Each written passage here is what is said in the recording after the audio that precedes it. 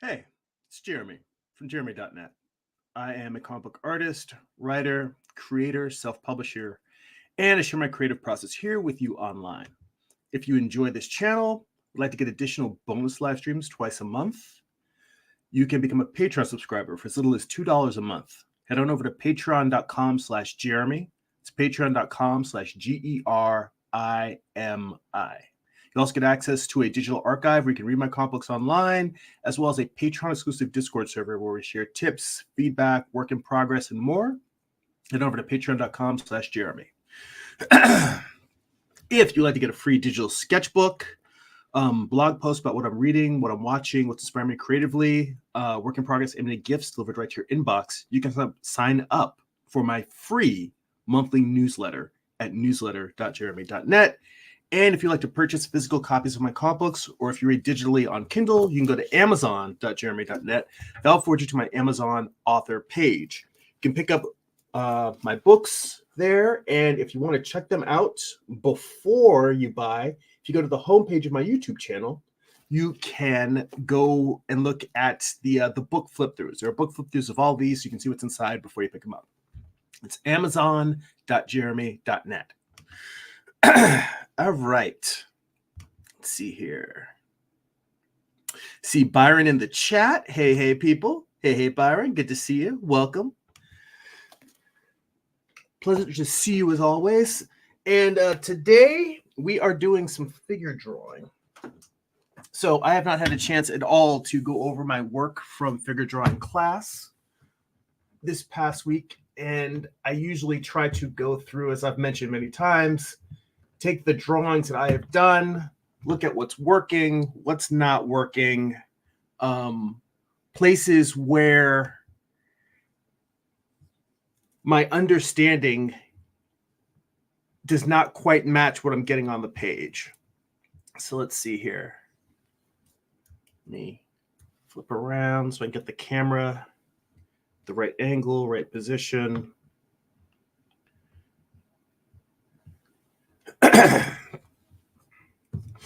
All right. And I've also mentioned before, this is probably for me the number one activity that has helped me improve as an artist. I've been taking figure drawing classes for regularly, like weekly, for at least 15 years now, maybe even longer. And I would take the classes and I would learn from the instructor's demos, from corrections that he made in class. I've been studying with Carl Ganas at the Animation Guild. But what really made the difference, and he told us to do this, I just didn't do it for a good decade, was to actually sit down, look at the work that I did in class and analyze it, redraw it, try to understand what it is that where I'm falling down in terms of anatomy, basic construction, lighting, volume, capturing the actual characteristics of the figure. So ever since I started doing that, that has really made the difference because my work changes. It's not just drawing, I don't want to say mindlessly, but it is the act of really tearing apart the things that aren't working and trying to fix them, trying to move stuff around. Say, well, what if I make this a little bit longer? What if I make this a little bit shorter? What if I define these planes more? What if I add some tone on this side? Just looking at all the different variables that can improve a drawing that isn't working. And that's a huge difference. And I am happy to hear that Byron's down for it. Said, always love me a figure drawing stream, always relaxing. All right, well, I am happy to hear it because, figure drawing is my happy place as well. Now, normally what I do is I'll have the drawings I did in class on one side of the page, and I'll have my corrections on the other side. But I've also mentioned in the past that I am somewhat interested in doing figure studies on a nicer quality paper to actually make either prints or to start selling originals of. So I got me a pad of Strathmore charcoal paper. The thing that I have found is that, generally speaking, I don't like the texture of charcoal paper. But I've been trying to find one that has enough texture that it holds the paper without having so much texture that it's distracting. So I'm going to draw some of these on this new pad to kind of just test out how this new paper works. So in addition to working on fixing my drawings, I'm going to be doing some road testing of some new papers. I'm going to try a few on this Strathmore charcoal pad, and I'm going to try some on this Artist Loft mixed media rough pad. This is like a store brand that Michaels carries. Michaels is the only nearby art store. So I just figured go in there, try a couple of pads, see what they have, see what works. All right. So, and I will tell you, this is one of those weeks. When I say this, I mean the previous week was one of those figure drawing sessions where nothing came out right. It was a rough week. I was not particularly pleased with any of the work I did.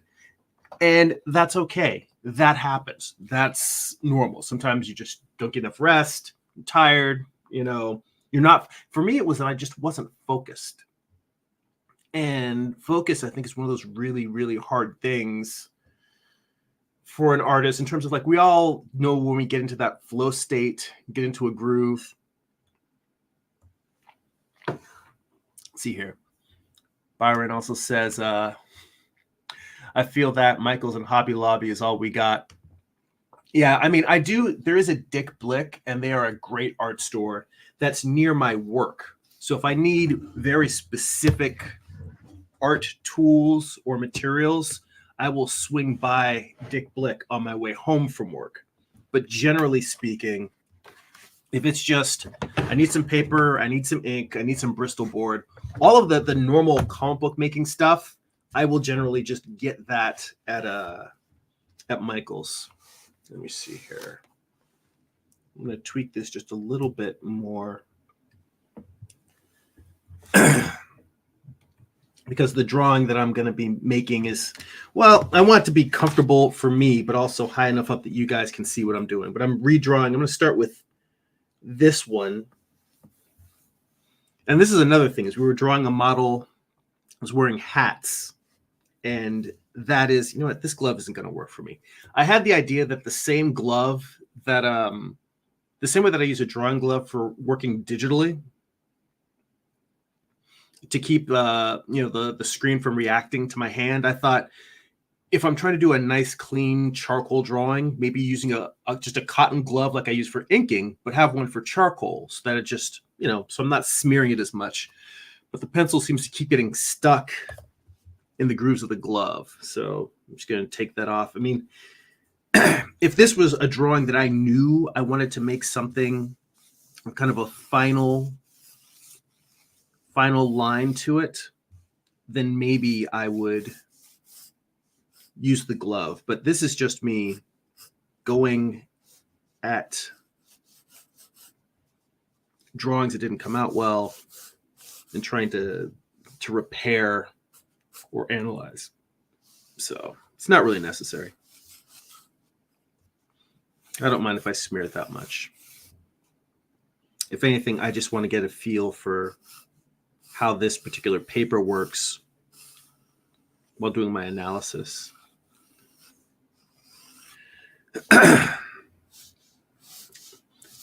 And I will tell you, so far, I mean, it's only a couple of strokes in.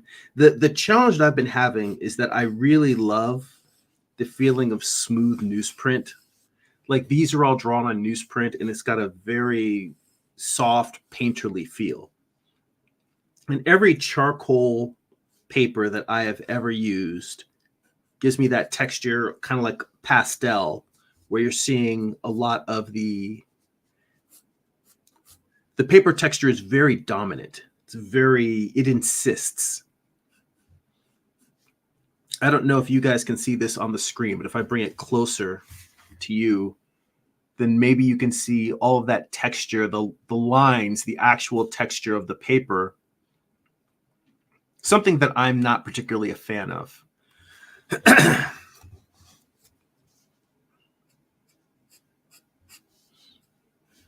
I did online, I was able to find a company that made a fine grain charcoal paper, but I haven't ordered that yet. I thought, let me see how the paper at the local art store works first.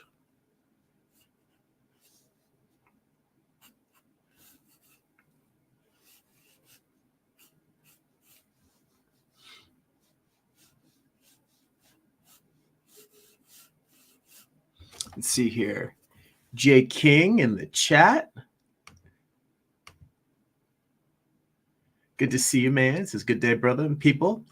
Looks tight as always and a great teacher. I appreciate that. I am humbled and honored. I feel like I am a fellow art traveler who's just sharing their process in that journey. But I want it to be useful and helpful to others. So I am humbled by that. Thank you.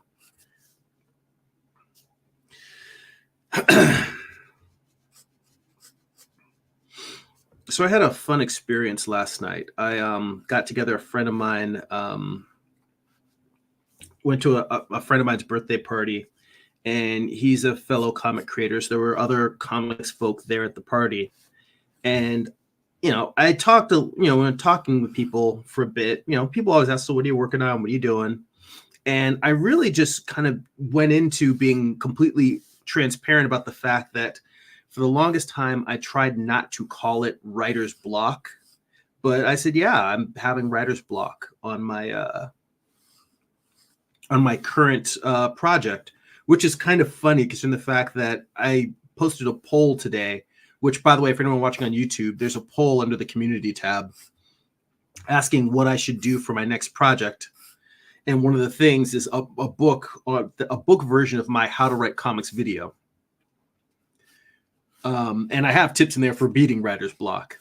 But the challenge, I guess, that I've been facing really is more of, it's not that I can't write the story. It's that I want the story to be better than what I have written thus far.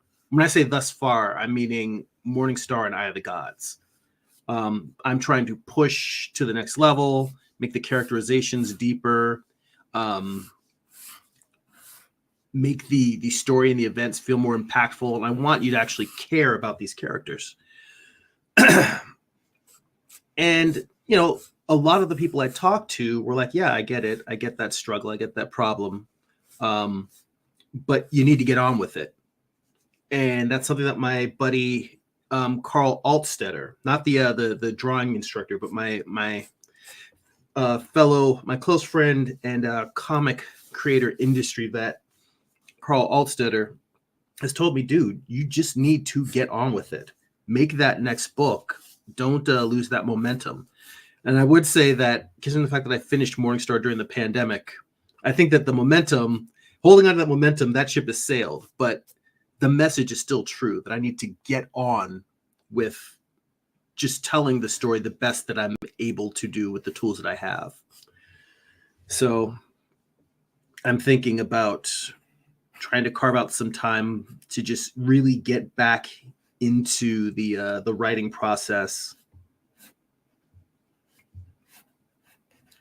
And just much like these figure drawings, where I'm looking at it, and even if I don't get them perfect, just trying to assess what is and is not working and just improve where I'm able to improve. It's not about perfection. It's just about incremental improvement. And I would say the same thing about the writing. It's just look at it, see what's wrong with it, try to fix what I can. I'm going to bring the camera a little bit closer here. And at some point, I really should just get a camcorder with a nice digital zoom so I can have it up above me, but then zoom in to show what I want. So I don't have to worry about drawing around this thing being the camera. And also having a light so that I'm not getting a shadow when I'm working here. Here.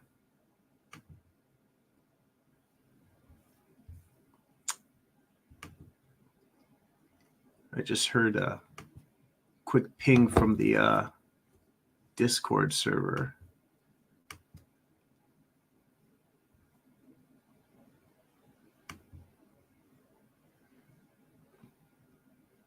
Yeah, it looks like Kingslow Fitness is in there posting some stuff. Let's see here. He's asking about the poll that I posted. I posted on Discord as well. I will come back to that after the stream.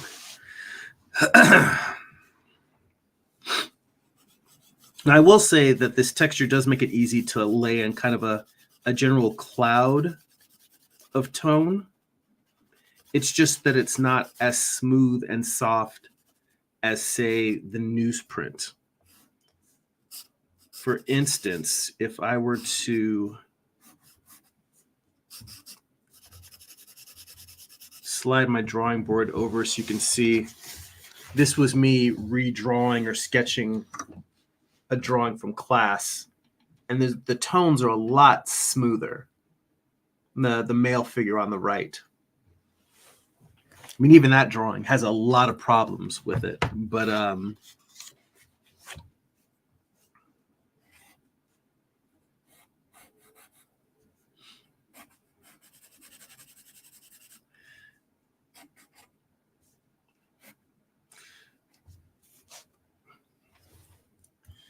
yeah, compared to the texture that that this has, it's competing.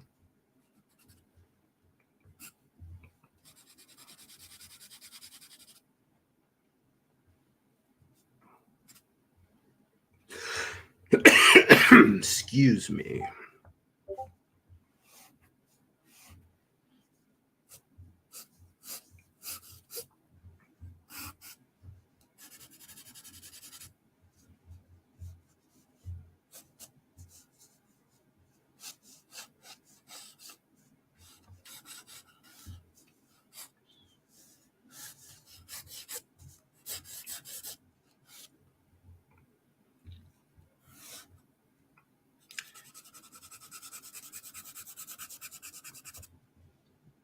Yeah, so far just a rough sketch here. And I don't think I really added much in comparison to the original.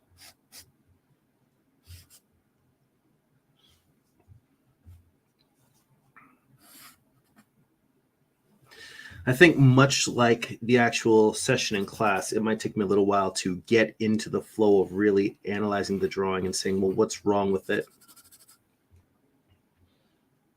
And that's another problem that I had that particular night was I don't think I got far enough along in each of the drawings that I did to really assess what it needed structurally. I guess what I'm trying to say is each of the drawings that I did that particular figure drawing class were so rough that it's kind of hard to say, oh, this is what needs to be fixed, because everything needed to be fixed. It just wasn't very developed. It's a night when I was too slow. Which, you know what? Maybe that is part of the message right there, is stop taking so long. Get in. Like, and one of the most difficult things about making art is when you learn a lesson, remembering a lesson. And you guys tell me if this is true or not. You make some sort of discovery about your process, your approach to creativity, mistakes that you make, and you're like, oh my God, it's a breakthrough. I've been doing this. I've been doing X, whatever it is, like making heads too long, making my shadows, the reflected light in my shadows lighter than the shadows on the light side of my figure. Whatever the problem is, you figured something out. But then after like maybe a week or two of remembering those changes, you forget them and fall back into your old ways. For me, that is one of the hardest things, is to actually make the lessons that I learn permanent, active and permanent, making it something that I always remember to do. For instance, just the statement, the idea of I'm going too slow, because I'm not necessarily trying to speed paint ever. in class. But the idea that when I'm having trouble and I'm not getting the drawing developed enough to make corrections, and I'm like, oh, well, then stop lollygagging, just get in there and do a fast drawing.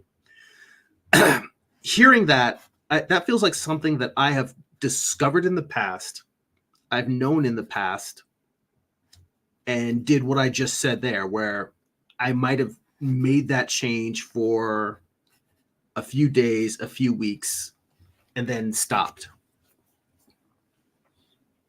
Let's see here. Oh yeah, Byron definitely has a good one on that. And he says, sometimes you have to learn the same lesson a couple of times before it's finally beaten into you. It's like when you tell an artist with 2 black eyes, nothing. You already done told him twice.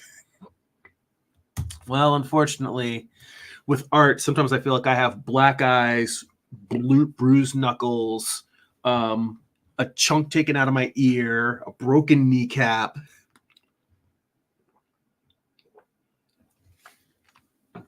Taking a lot of hits all at once.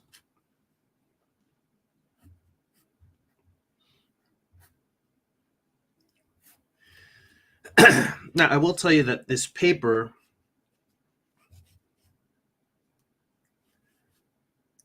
I'm probably going to, depending on how much time we have, you know what, after I finish this sheet, I'm going to switch to the other paper because I know myself, I'll keep drawing with this and I won't get to the other sheet at all. The other paper, the other pad, I think I might try to squeeze one more drawing on this sheet and then I will switch to the other pad just to see how it works. And I can see why you would want to use this for charcoal drawing, because it holds the medium well. But that texture issue that I was talking about earlier, just I'm not loving the texture.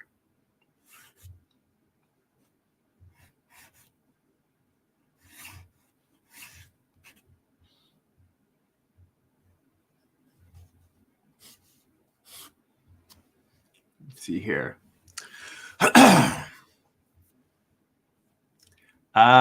And Paul's in the chat there with a very insightful comment. Thank you for chiming in, Paul. He said, I think you're talking about the difference between learning and instilling something. Yeah, very much so. The learning is the realization, but the instilling is making whatever it is you realized a practice, a pattern, a method of working, a habit. I'm talking about building habits.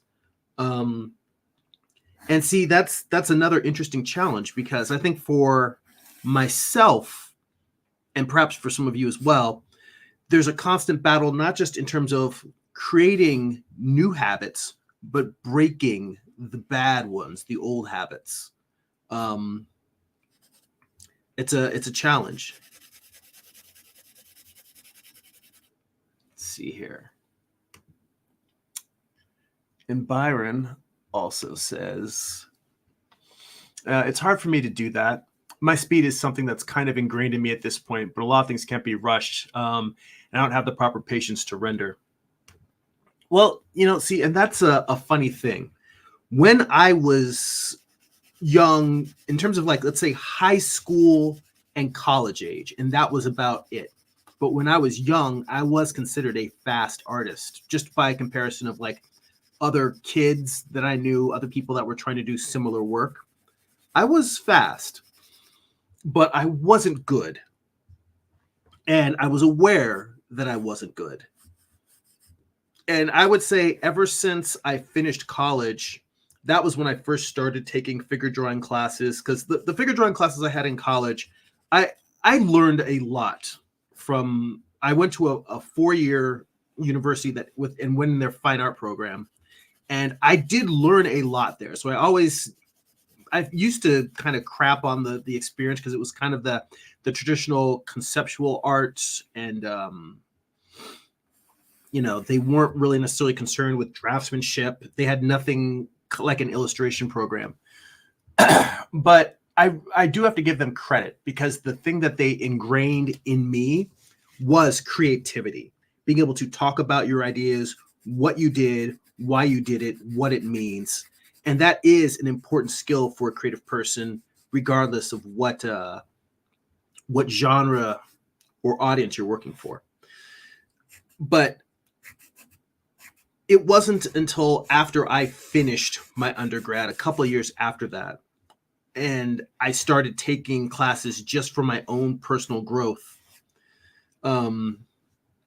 That was when I really started to work on craft, anatomy, volume, perspective, form. And I've been chasing that ever since. And the process of trying to improve in those skills, in those arenas, that is when that's when I slowed down, but it's when I started to improve as an artist. So my relationship to speed has always been, or maybe it's a perception of mine, and I need to maybe play with it and push it a little bit. But my relationship with speed tends to be, the faster I go, the less pleased I am with the results. But part of that may be that I need to spend like a long chunk of time doing fast work. Like doing 30 or like doing 60-second gesture drawings and doing like an entire hour of them, as opposed to just like you might do, a 25-minute set as a warm-up, to really say, no, this is going to be all about fast and spontaneous drawing, and then just slowly building towards doing more finished work, but doing it in a more compressed time. I've never really studied that. I've never been pushed to study that way. And I think it's one of those things where it might be that no one is going to push me but myself. So, and for many of these things, I think you guys would agree, the big problem is that there's tons of things we all want to get better at. And it's finding the time to engage in those additional creative studies.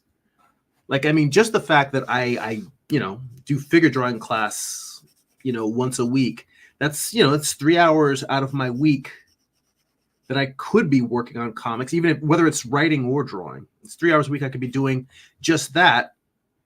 And instead I'm working on trying to improve my craft. And that's not including time like what we're doing right now, where I'm going over my classwork with a sense of analysis.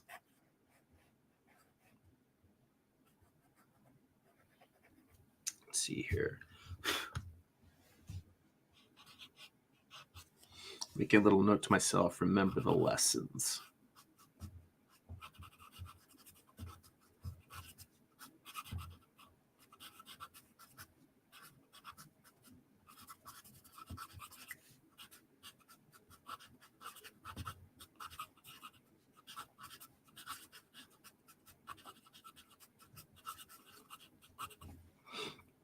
Let's see.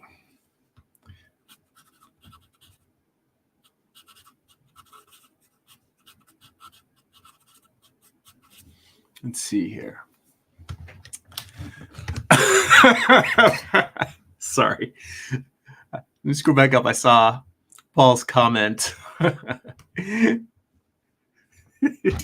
He was fast, but not good. Oh, the story of my life. Which, by the way, I think your work is very good, Paul. And the fact that you're putting out daily strips, I'm in awe of the pace that you're able to keep. I think you're doing fantastic work. Byron says, it's a mental block for me.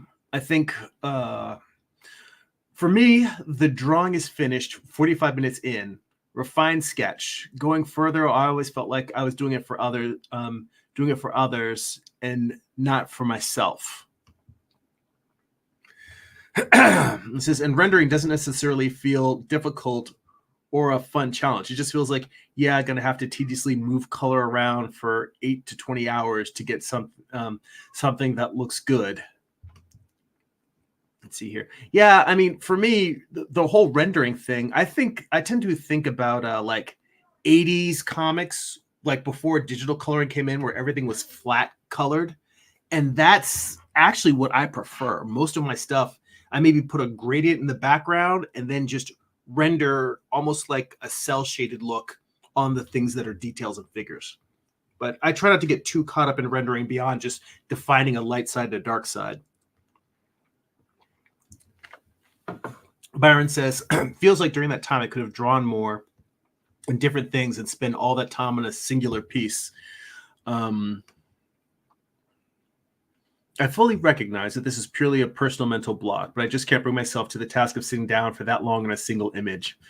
Well, you know what? You might be saving yourself some heartache, because I know for me, when I sit down on a single image, like, I mean, you've seen that Greek god statue piece that I've been working on, where I've got Medusa sitting on all those piles of statues. You know, that one, I started that, I don't know, sometime over the summer. And then I got pulled into, I don't know, working on those storyboards that I was doing. I took quite a long time, and I've got quite a few pieces that I sort of start and then just peck away at. Like, you guys have watched me spending weeks on a single illustration the way that you might on like a couple of comic book pages. Like, I almost wish that I was done. Well, no, I definitely wish I was done writing the next comic, because I'm less precious with the comic work than I am with the illustration work. Because the illustration work, I feel like that's the time and place for me to try and give a piece my all, to try and present my best work. So I will spend weeks on a piece. Now, mind you, that's including the fact that it's just a few hours, maybe 1 hour a day working on whatever that piece is, you know. But it's still, I will put a lot of time in that. So maybe the fact that you kind of just get to the point, say what you need to say about it, and move on, you know, maybe that's a blessing in disguise.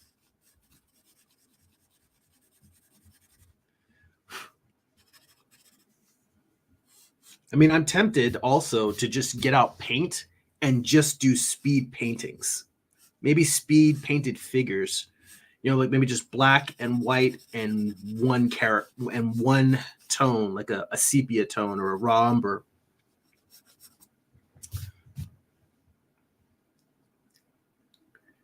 And just go at it.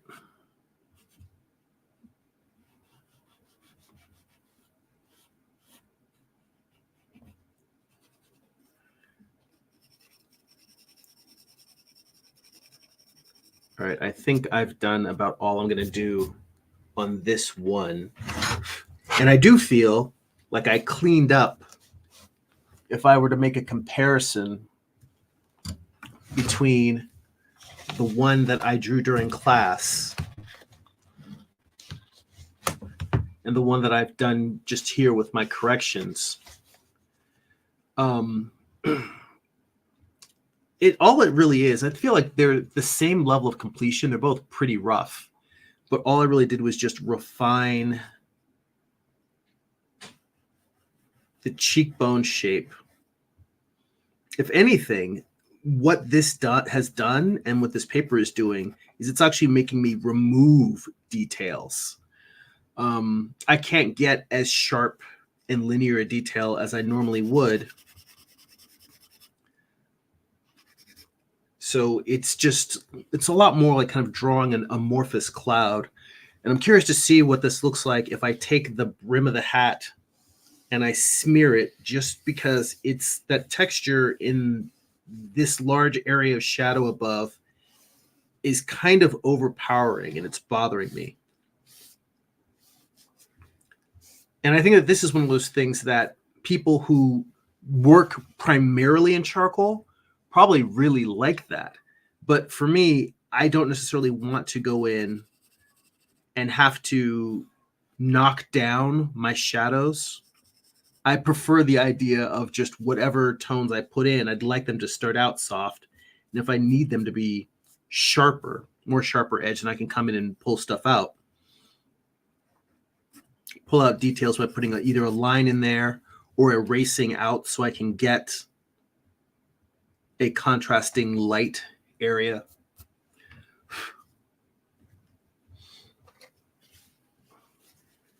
Because stuff like coming in here with a tissue or a chamois and breaking up the shadows, that feels more like, kind of what we were talking about earlier in terms of like rendering. This feels like it's like over laboring what the piece should be, particularly for just a small charcoal sketch. I mean, this drawing is smaller than the palm of my hand. Or, well, smaller than my entire hand. It's not smaller than my palm. Yeah.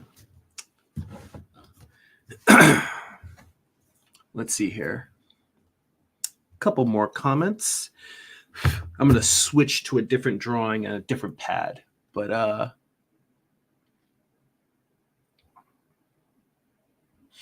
oh yeah, and Paul responded to the what Byron was saying about the approach of rendering and being able to move on to new stuff. And Paul said, never thought of it that way, Byron. Interesting observation.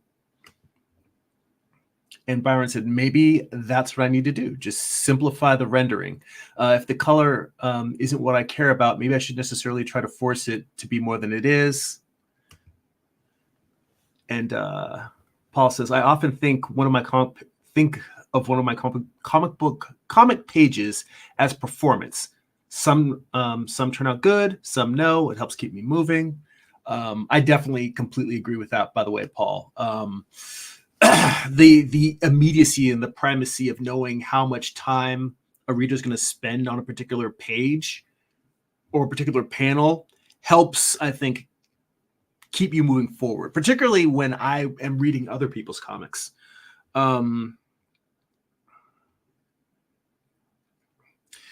Like just looking at that, knowing how much work goes into the page, but then the fact that I'm literally just flying through the comic. I mean, I probably read comics slower. Like I will read a 22-page comic in a half hour because I pour over the artwork and I'm enjoying the story, but I will look at the composition. I'll look at the anatomy. I'll look at the storytelling. I'll look at all these things that someone who is not necessarily an art aficionado or an art practitioner. My words are not coming easily today. Someone who isn't necessarily that into the process of art may not sit there and look at, but I'm pouring over it, just out of appreciation, just looking at what the person did. I know most people are just flying through and thinking about the fact that an artist probably gave at least a full day of their life to each page for something that I'm giving maybe 1 minute of my life to experience. It does tell me, like in my mind, I'm like, step it up. Maybe that's what I need to do. I need to step it up. But yeah, Byron says it's probably a good way of thinking about it in all honesty. Paul says, so the left is from the class, the right is the redrawing. It says, if so, I've never done something like this. Now I want to. What a concept. The left. And I said this at the top of the stream before you got in, that I've been taking figure drawing classes like once a week. I started thinking of going to figure drawing class like going to the gym. You're never done learning. The more you go, the stronger you get. The less you go, the weaker you get. But the process, it's always there. But I found that by it's not just redrawing everything I do in class. If the drawing looks good, then I just leave it alone. I don't care. I'm like, great, I did something right. But what I find is that when I do a good drawing in figure drawing class, it is rare for me to be able to articulate or understand why it's good. I was in the moment and I captured what needed to be captured. But I couldn't, it's harder for me while I'm doing it to analyze and say, oh, well, I made sure I blocked in the volumes this way. I paid attention to this part of the construction of the figure or the head this way. I made sure the light wrapped around these forms. All of the technical details, I might be able to explain it to you after the fact, but when I'm drawing, I'm just drawing. The drawings where things are going wrong, that's where I can say I didn't. A lot of times, even during class, I can see that it's not working, and I have to start saying, "Oh wait, it's this, it's that." Going to the drawings I did in class afterwards and just trying to redraw them and say, "All right, what does the non-shitty version of this drawing look like?" That's all I'm going for. And in that process, then I can very much tell you, like, oh, I really looked at just the basic skull and simplifying the brim, being more selective about what volumes I'm describing. That's the difference between this drawing being just kind of a more linear with tones thrown on top versus this one being more, I'm gonna move this over so you can see it better, versus the one on the right being more sculptural and really trying to say it's like a solid volume and the neck is a solid volume. And then there's a flat plane wrapping around with the brim of the hat and really trying to build structure. That's the difference between these two. The proportions are probably a little bit off. I would say that the one drawn during class has more of the proportions of the model, but I'll take a more solid drawing that doesn't look like the model versus a scratchier one that does. And that is also a case-by-case basis because there's some artists who do very loose, scratchy work, and I really like their work. Like, for instance, Ted McKeever. I think his work is beautiful and amazing. Very abstract, very loose. Also, Dave McKean.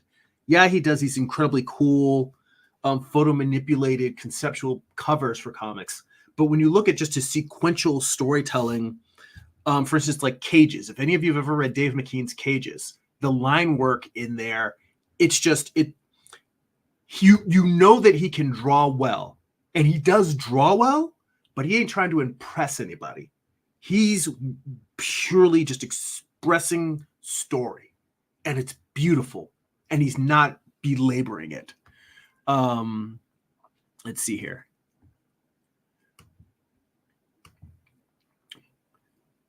What else is in the comics? Paul said, sitting in a comic and letting it marinate is the best. Oh yeah, in terms of just reading, taking the time and enjoying. Yeah, sometimes I'm sitting there, I'm like, why am I taking so long reading this? But I think I'm a slow reader in general, just because I enjoy reading and I want to savor. I don't read as much, but I read deeper than I think other people do. And I really try to savor, whether it's prose or comics or whatever. I really try to get in there. And Paul says, great, man, great stuff. Thank you. Happy to help, happy to share. I mean, that's the point of these streams is, sharing ideas and approaches and not feeling like we're alone screaming into the void when we're at that drawing table.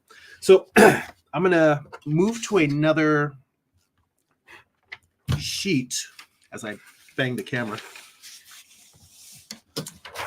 Another sheet of drawings from class. And I'm going to switch to a different pad and see what the texture is like. I'm still on the fence with this drawing pad that I just used, but I can see a world where I actually grow to like that pad that I'm using. Now, I will tell you what's interesting about this is it's a rough texture. So this is a rough texture mixed media pad. And like I said, it's Artist Loft, so it's Michael's store brand. Immediately, the first thing I notice upon opening is that this is like a rough textured Bristol board. It's like a thick cardstock. In fact, what is the weight on it? It's 140 pound weight pad compared to the charcoal pad. What is this? Yeah, this is 64 pound. So more than double the thickness.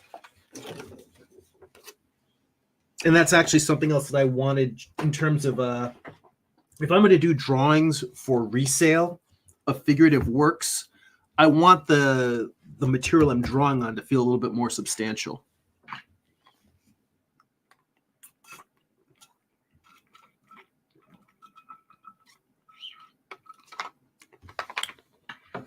Okay. Let's see here.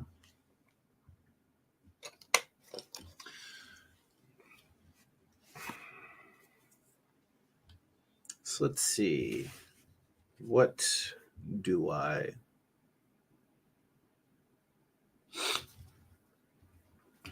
And let me pull this down a little bit just so you guys can see.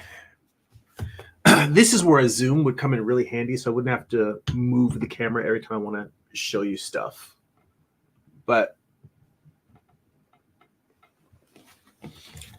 all of these were 5-minute poses, and all of them are incredibly unfinished.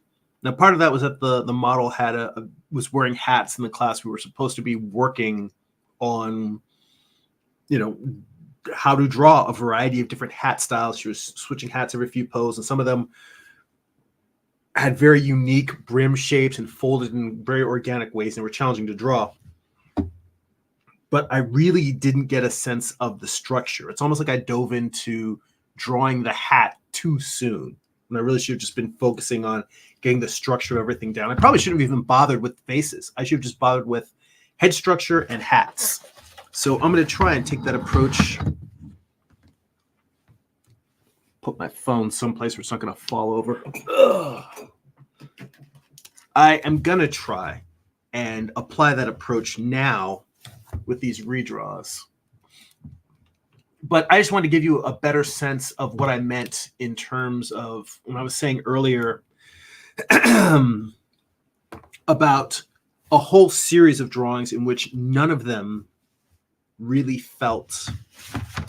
Let me try and do this just so.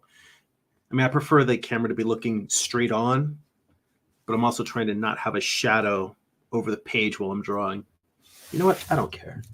I'll put this back like this. There's going to be a shadow over it from the camera. That's what happens when I'm working without a camera that has a zoom.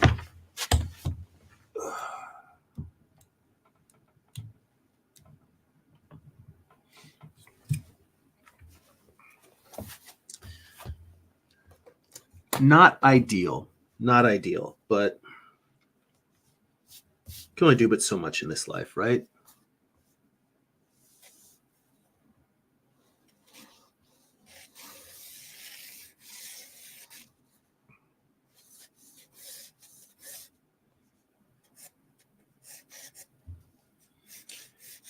And I will tell you that this is far more grainy than the charcoal pad.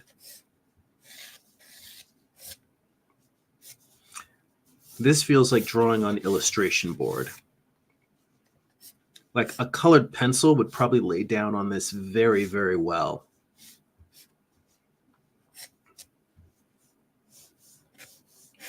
Charcoal, however,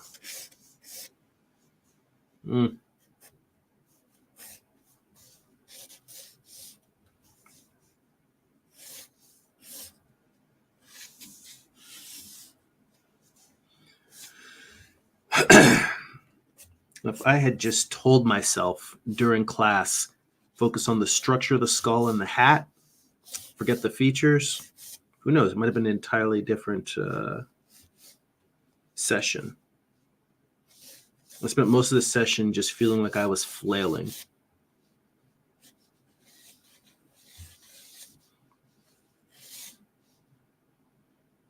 That happens sometimes.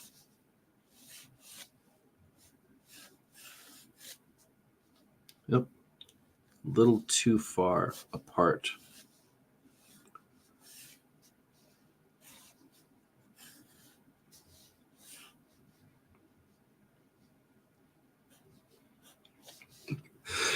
I had a tickle in the back of my throat all morning since I woke up.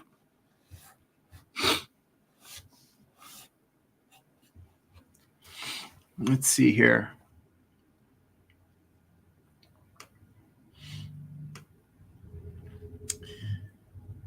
And James is in the chat. Good to see you. He says the video quality isn't the best, but I can see what you're doing. Is it just the clarity of it? Because I'm not sure. This particular webcam I'm using is not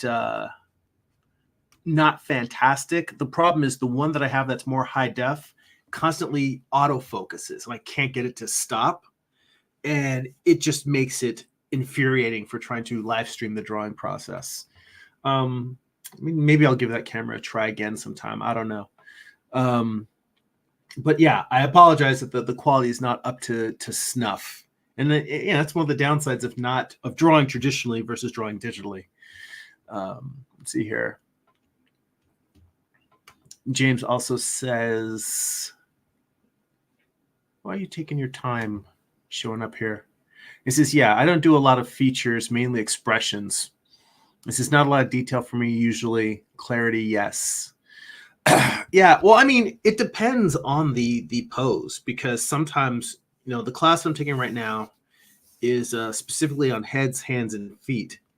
And it's very much times when I am focusing on capturing the specific look and feel of the model. So it's like, yes, I am trying to get a likeness, but that likeness is built around having the actual structure of the face in the right place. Having the features in the right place and having them lit. It's not about photorealistic rendering. It's about consistency of light and the direction the light is coming from. And that helps everything feel more solid. In fact, I would say that that's sort of the number one thing that will help in terms of if you are having trouble with rendering or structure or lighting, if you can draw a sphere and a cube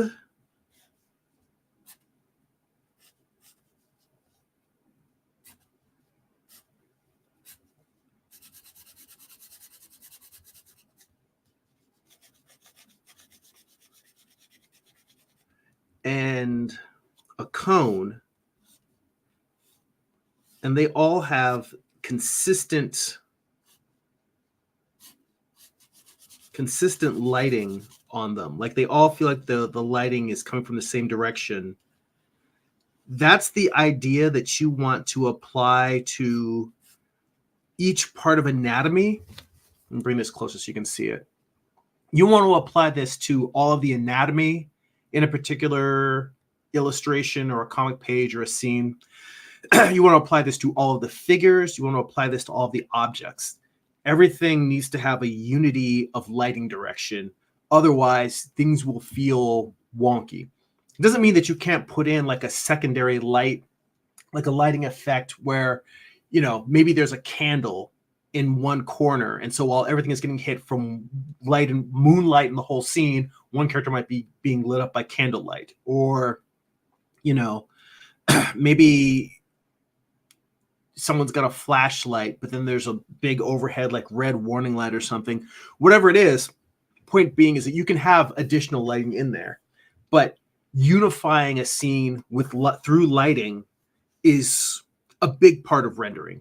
Is understanding where the lighting is coming from. Let's see here.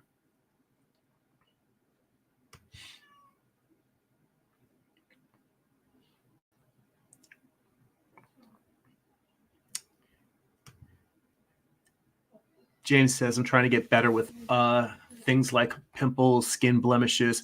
I never get that detailed in pieces. And I do see artists that will do like a photorealistic, it's kind of an anime style, but you can see like the freckles and beauty marks and little things like that. And I think that that's very cool. It's more that it's an aesthetic that I've never chased. Usually because I'm taking too long with just getting the structure and the volume down, the lighting. I think it's really cool, and it would be nice to be able to add those kind of effects. Let's see. Yeah, exactly. Oh, yeah. James says it's not a waste to draw those basic shapes. Sometimes I'll dedicate time to those. I do the same thing. Like if I'm in a meeting and I'm just sitting there and I don't have to take notes, I just have to listen.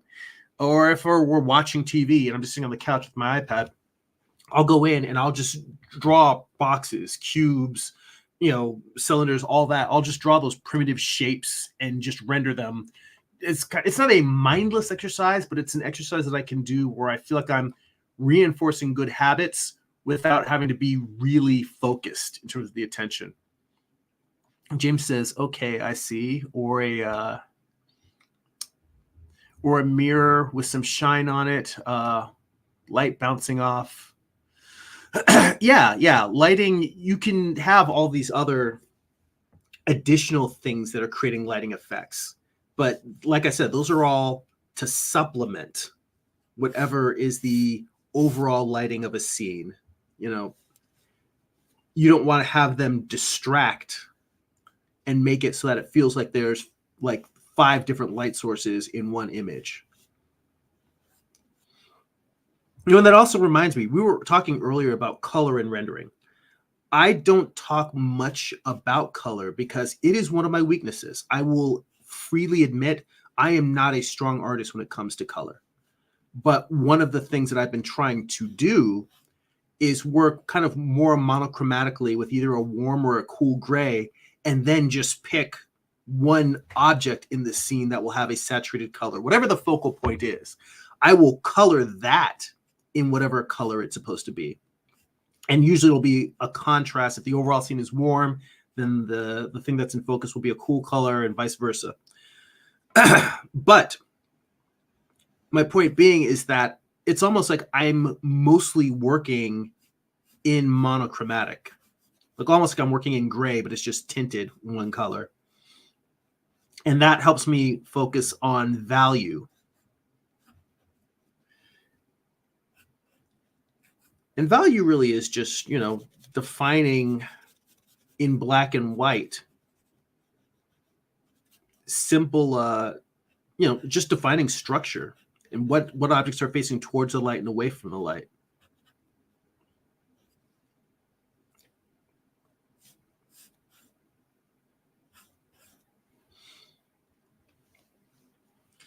Now, what's challenging here, and what's sad is that this would probably be easier. Not sad. It's not a sad thing.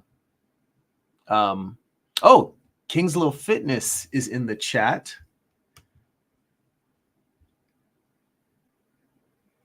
He says, holiday colors for Christmas. Look into that for this season. That's always a good idea, you know, making some pieces that are they're holiday themed. He says, repetition of that exercise, boxes and ellipses. I came in just to hear that. Well, good timing, because I don't, you know what? I don't talk about doing primitives that much, because when I'm doing studies like that, that's almost like I would probably need to have something better to like talk about as a topic, and then I could just be doing that in the background. And by the way, James, thank you very much for that comment. He had mentioned on my first graphic novel, he said, I don't think Eye of the Gods needed color. I really appreciate that. And he says, sometimes black and white is better if you're going for a noir aesthetic.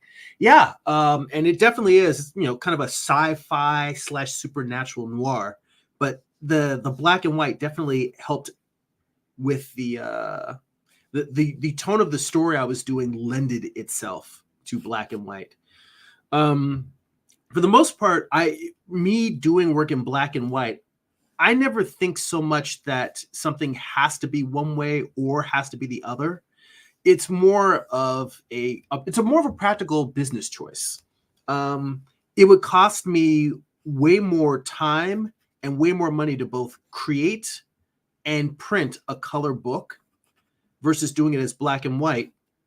And I always think about someone like Jeff Smith and Bone, where once he had already completed the series and it was as successful as it was, then Scholastic was paying to reprint the entire series and have it recolored.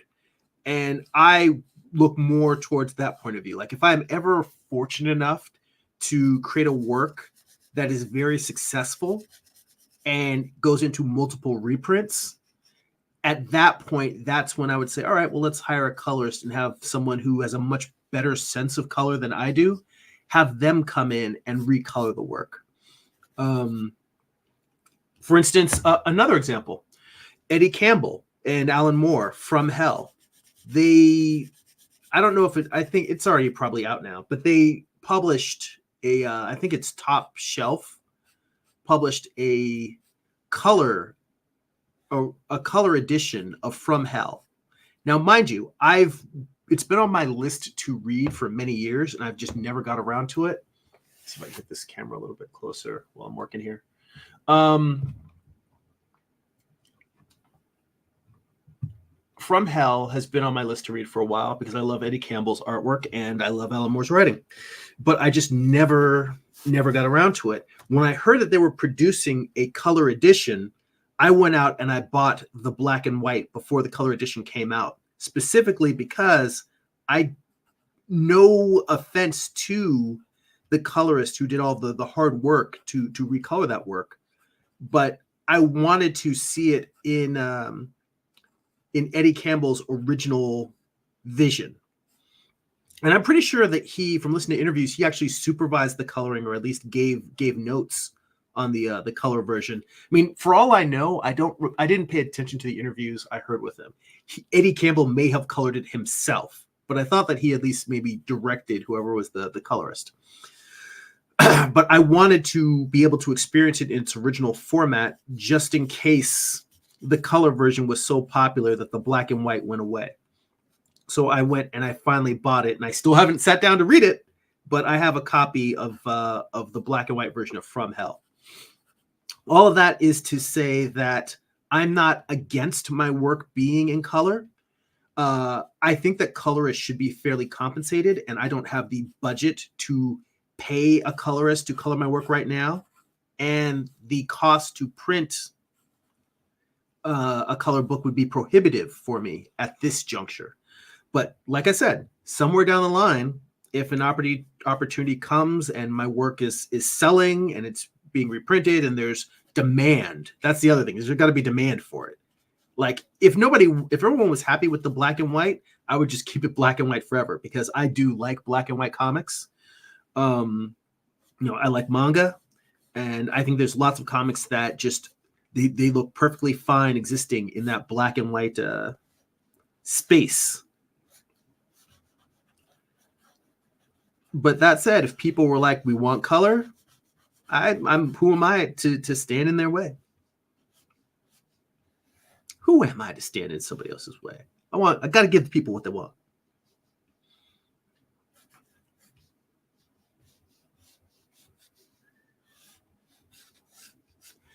Let's see here.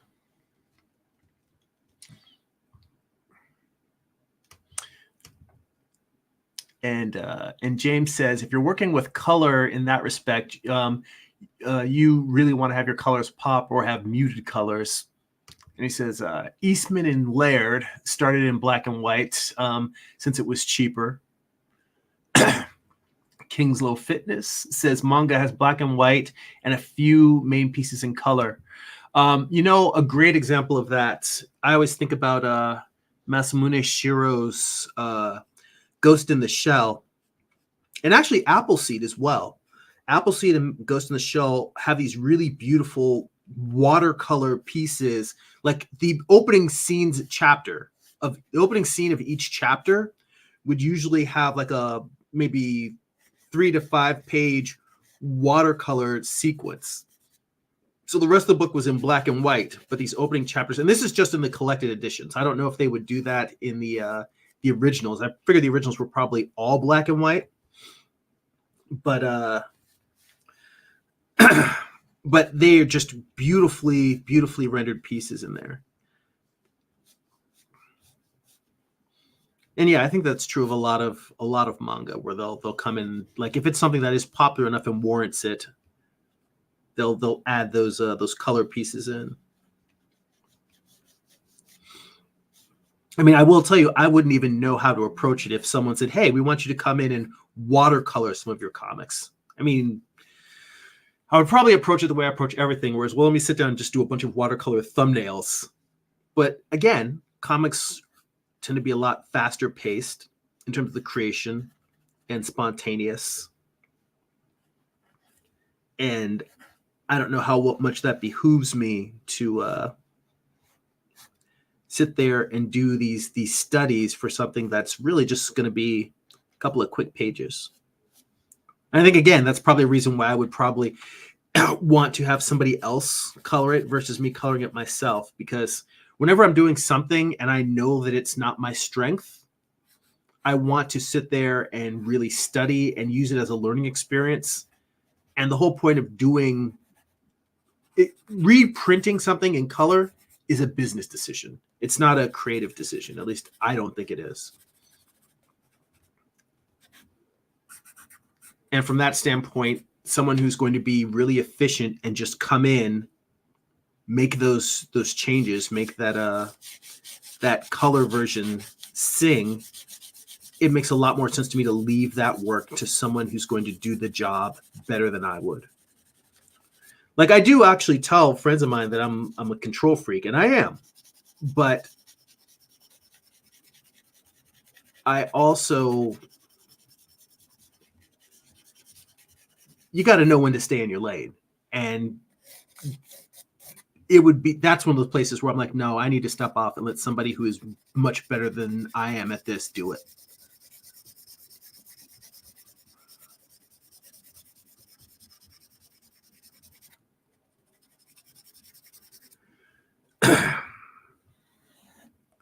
I will tell you that this illustration board does not feel like it blends as well as the charcoal paper. By the way, we're a little bit past an hour here. So if anybody has any final comments or questions or anything they want to talk about before we wrap up the stream, now's the time to ask.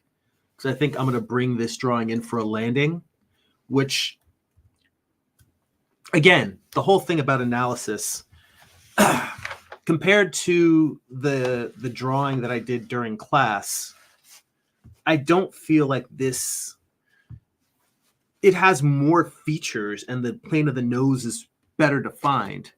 But beyond that, this is one of those where, in the same way I've mentioned going back and redrawing, how much I learn from redrawing a piece from class, this is one where I would likely probably redraw it a couple of times.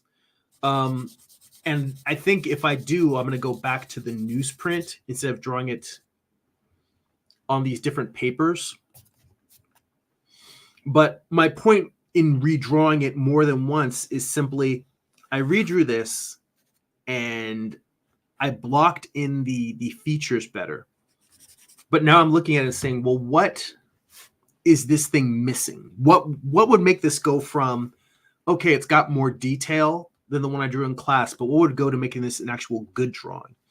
And what I think it is missing is the hat still feels like it's just kind of floating.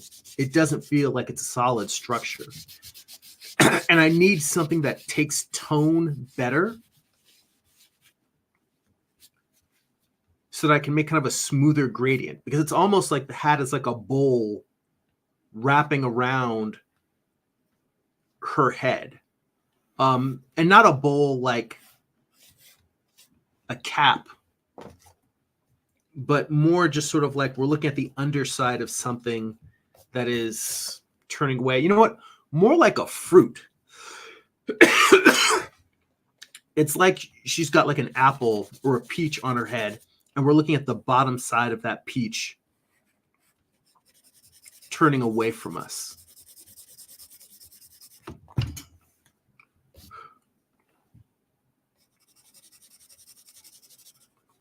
But what I was getting at is simply, if it's still not working, a lot of times I will take a drawing that I did during class and I'll draw it 3 times, 4 times, small sketches. Like if I move back over, or if I remove this, like this little sketch right here is one of the drawings that I did earlier during the figure drawing session. And this is, I'm using my hand. Usually my hand is the good measure of comparison for how much work I'm putting into a drawing, where if it's smaller than my hand, it means I didn't spend that much time on it. Or in this case, this is smaller than my hand, but I went in and I put a lot of detail in it. So you might look at this, and this is one where you're like, oh, wow, that's a pretty detailed portrait. Yes, but I drew it small so I could sit there and do all that study. A lot of times you have to draw bigger in order to put this kind of detail in there.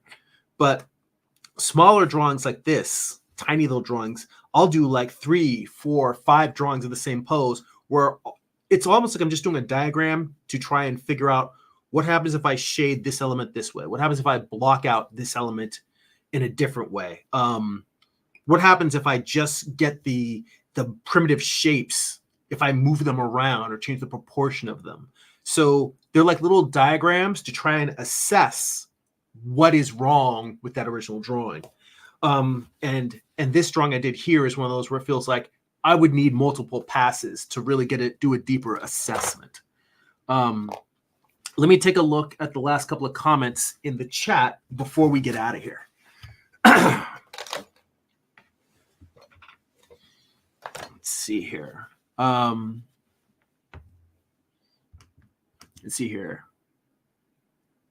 So King's Love Fitness says they do that in various chapters of Shonen Jump. This is back to the idea of the color opening pages. He says they even have shorts like a chapter 17.1 as a few pages of what looked good, thinking in sense of screenshots. And James says, I would say that you can tell when a penciler and colorist complement each other. One isn't competing with the other, or a penciler and inker for that matter. Yes, yeah, that's very true. The goal, I think, for the entire process is to have things work as one, as seamlessly as possible. One of the things I like, I've mentioned before that I love Ed Brubaker and Sean Phillips, their comic book collaborations as artist and writer. And the thing that I love about them is that it's hard to tell where one ends and the other begins. They feel like a singular cartoonist, like a Howard Chaykin who writes and draws. Like there's pages where I look at the layout and I find it hard to imagine how a writer would describe that to the artist. But then also there's things where I look at how well Sean Phillips is interpreting the script, and he draws stuff that's like, I've also find they'll do scenes where I'm like, I find it hard to imagine him just coming up with this without it being clearly communicated somewhere in the writing. Like the process feels so intermingled, that's perfect. And I think that also goes as well. A lot of Sean Phillips' work is mostly colored by his son now, Jacob Phillips. And that work, like I look at some of the color choices he makes, and they're kind of crazy, like a little bit expressionist or impressionist, I guess. Nah, I'd go with expressionist. Point being is that they're very inspired and not necessarily just environmental, just coloring what the environment looks like. But it fits. And I think that goes to what James was saying about how the whole process becomes, in a great comic, regardless of whether it's a five-person team or one creator doing it all, it's all of them working to create a unified look that feels like this is just right. And Mighty Geek Studio says, my friend, you are your own worst critic. And you are very right about that. And it's kind of you to say, but I'm hard on myself because I want to be better. There's a history. The history of comics is so full and so rich with so many different styles of art and so many capable artists, accomplished artists that do amazing, beautiful work. So for me, it's not just, I just want to draw something and, I want this to look cool. I mean, I really do think about the history of comics. And it's not necessarily that I'm like, I need to be the best or I need to earn my place in it. It's just, I want my work to be worth the time that a reader would spend on it, both in writing and in quality of the art. I want someone to have read something and not feel like the worst thing for me would be for them to feel like it was a waste of their time. But the second to that is that it's forgettable. And I don't want to do work that's forgettable. And that is where I think this drive that I have and this sense of, I don't think it's healthy to punish yourself. I don't think it's healthy for anyone to punish himself. And I always try to tell you guys to find the joy in the process and to be happy and, be grateful that we even have the opportunity to create, because it's a privilege to be able to do it. But along with that privilege, I think about just what has come before and what will be worthwhile for someone to spend time with.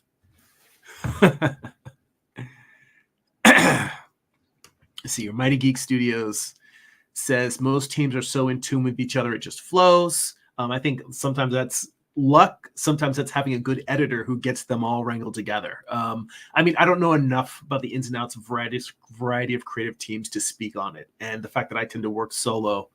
But yeah, I think that sometimes what seems like them just flowing together, that there's probably a lot of work behind the scenes to get that to actually happen. And he also says, you want to be unique like the rest of us. That is very true. All right, guys. Let's see here.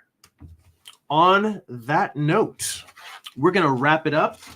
The one thing I've learned is that I still haven't found the perfect paper for me to give the smooth texture of a smooth newsprint, but yet on an archival material that I can actually, make finished pieces for sale. So that quest continues. And hell, if you guys have any comments or suggestions, feel free to drop a line either here or in the comments of the video later on. And I appreciate it. And also, you know what? I never say this enough at the start of the video or at the end of the video. Hit the like button. If you're somebody who's new who's watching and you enjoy these, hit the subscribe button. If you know other artists that you think would like these videos, hit the share button. Help me spread the word. I appreciate it. And on that note, if you enjoy these live streams and would like to get 2 bonus live streams a month, extra long live streams, we do deep dives in some of the best art books around. We do this thing called Art Book Study Group. And in fact, we've got a session coming up this Wednesday. I do them twice a month. It'll be 7:30 p.m. Pacific Standard Time. We do deep dives into some of the best art books around. And the same way that I'm doing studies of my own work, I'm doing studies we've done George Bridgman, Andrew Loomis, Ken Holtgren with his animal drawing books. We've been doing a long-running series where we're going page by page through Walt Reed's The Figure. And we're getting into the last 20 or 30 pages of that book. We'll be continuing that, and we're in a section on drawing hands right now. So if you want to check out some hand drawings, hop on over, become a subscriber for as little as $2 a month. There is a whole back catalog of videos for you to watch of the previous sessions. Hundreds of hours of live streams where we're just sitting in, studying, drawing, some commenting on what I'm learning through the process. Please head on over and check that out. You also get access to our Patreon exclusive Discord server where we share works in progress, art talk, shop talk, feedback, tips, art tools, and more.